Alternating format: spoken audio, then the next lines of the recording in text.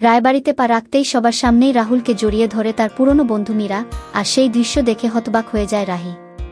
শুধু তোমারই জন্য ধারাবাহিকে দেখা যায় তিতলি যতই অসুস্থতার অজুহাত দেখিয়ে রাহুলদের বাড়িতে থাকার চেষ্টা করুক না কেন, রাহুল এক ঝটকায় ভেস্তে দেয় তার সব চাল। সবার সামনে কঠিন গলায় জানিয়ে দেয় রাহি কি করেছে বা করেনি সেটা এখন আলোচনার বিষয় নয়, কিন্তু তিতলি এই বাড়িতে আর এক মুহূর্ত থাকবে না। রাহুলের এমন ভয়ঙ্কর রূপ দেখে পিসিঠাম্মিও চুপ হয়ে যায়। শেষমেশ বাধ্য হয়ে তিতলিকে মা বাবার সঙ্গে ফিরে যেতে হয়। বাড়ি ফিরেই হ্যারি তাকে টেনে নিয়ে গিয়ে বকাঝকা করে, কিন্তু মনে মনে তিতলি ঠিক করে সে আবারও রায়বাড়িতে ফিরবেই এবং সেই বাড়ির বউ হয়েই ছাড়বে। এবার তার লক্ষ্য লাক্স। ছেলেটা ভীষণ সহজ সরল, তাই তাকে ফাঁদে ফেলাই সবচেয়ে সহজ বলে ভাবে তিতলি। এদিকে রাহিকে দেখা যায় রাহুলকে ঘরে এনে বিছানায় শুইয়ে ঘুম পাড়িয়ে দিতে। অন্যদিকে মীরা দেশে ফিরে মাটিতে পা রেখেই ভাবে, রাহুল আমি আসছি, সবার আগে তোমার সঙ্গেই দেখা করব। এই ভেবেই সে রওনা দেয় রাহুলের বাড়ির উদ্দেশ্যে।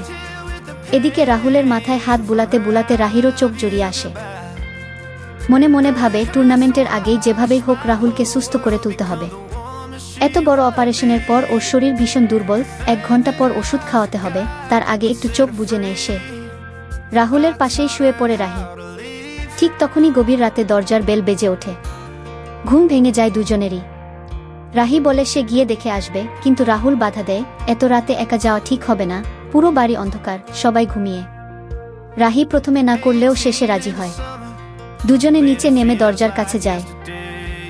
দরজা খুলতেই সামনে দাঁড়িয়ে থাকা মীরাকে দেখে থমকে যায় রাহি। আর কোনো কথা না বলেই মীরা সোজা ভেতরে ঢুকে পড়ে।